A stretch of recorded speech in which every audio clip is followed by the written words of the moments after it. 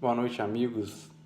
Resolvi gravar esse novo vídeo aqui para falar sobre um assunto que me ocorreu na noite de ontem. Ah, Antes de qualquer coisa, para quem está vendo esse vídeo e não me conhece, eu sou o Diego. Eu sou professor na Universidade Federal Fluminense.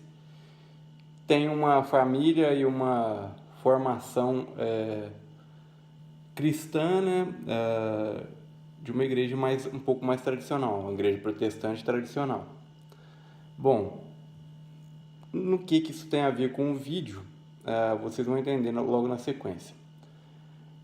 Nessa semana foi anunciado o corte de verbas aí de 30% das verbas das universidades públicas e, naturalmente, como sempre ocorre, o movimento estudantil aqui na universidade onde eu trabalho resolveu fazer uma assembleia para pensar na agenda que eles iriam utilizar para combater essas supostas ações do governo federal. Bom, eu estava trabalhando na noite de ontem, até um pouco mais tarde, quando eu resolvi ir embora para casa. E, para minha surpresa, na hora que eu estava indo para casa, eu me senti de certa forma atraído ali pela discussão que estava ocorrendo e me posicionei um pouco mais distante, mas em condições suficientes de prestar atenção e entender o que estava sendo debatido ali.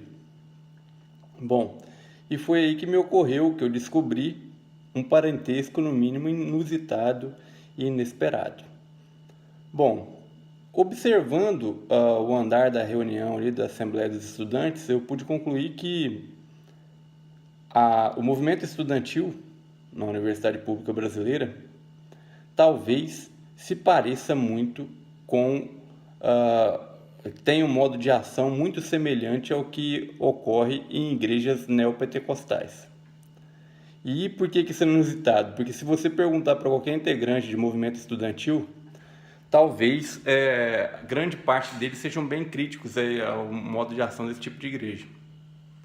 Bom, eu como criado numa família cristã, eu tive a oportunidade de frequentar alguns cultos de igrejas neopentecostais e pude observar o seguinte: o que ocorre numa igreja neopentecostal.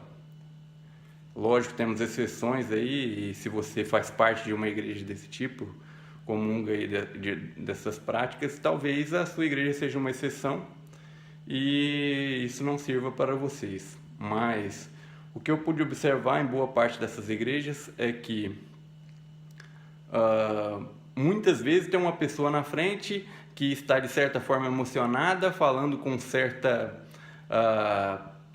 cheio de propriedade, falando em voz alta, muito barulho, e as pessoas todas aplaudindo e de certa forma concordando com o que está sendo dito. Mesmo sem entender e sem observar que aquele discurso, da maioria das vezes, não tem muita profundidade no que se propõe a discutir ali. Certo?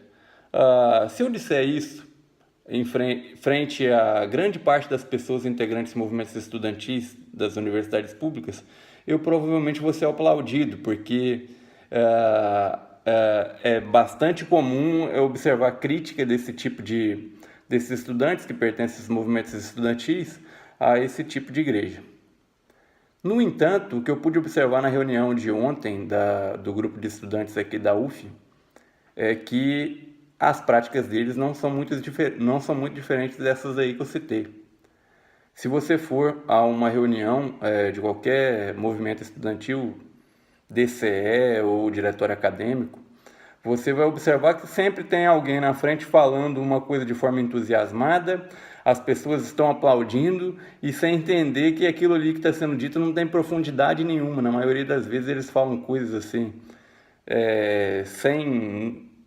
sem nenhum aprofundamento sobre o que está sendo discutido, sem nenhum embasamento e simplesmente se posicionam de um lado ou outro porque isso faz parte do histórico deles, certo?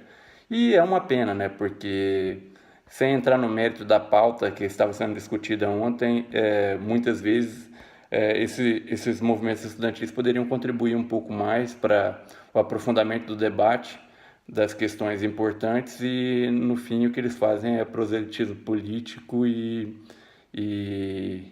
práticas parecidas com trabalhar com o emocional das pessoas em torno de uma coisa qualquer. Bom, pessoal, é uma pena que isso aconteça. Se você discorda de mim, sem problemas, mas tente pensar um pouco antes de se posicionar a respeito de qualquer coisa. Um abraço a todos aí, até mais.